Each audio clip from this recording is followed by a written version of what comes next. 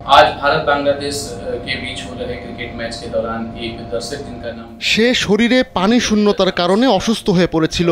Police এবং medical support team তাকে জরুরি ভিত্তিতে সহায়তা করে এবং হাসপাতালে নিয়ে যায়। সে এখন আগের থেকে ভালো অনুভব করছে।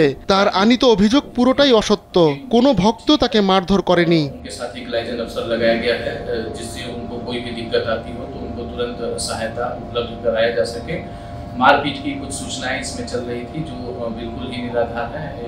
मारपीट की कोई घटना उनके साथ नहीं हुई है। उनकी जो चोट में गिरने की एक वजह जो उनसे बातचीत के दौरान पता चला है वह आ रही है। हमारा तबीयत खराब होएगा, पुलिस हॉस्पिटल में नहीं आएगा, ट्रीटमेंट करेगा तो এখন আমি অনেকটা সুস্থ हो गए। 250টিরও বেশি ডিজাইন অপশন নিয়ে ওয়ালটন স্মার্ট ফ্রিজ বোঝে আপনার প্রয়োজন। नाम एड्रेस नाम रूबिया, बांग्लादेश में आएगा, विशाल में आएगा। नाम पिता का नाम एड्रेस? पिता का नाम हसन अली में खुलना के थका है। मेरा बाप नहीं होगा, मेरा माँ। डिस्ट्रिक्ट कौन सा? डिस्ट्रिक्ट खुलना में।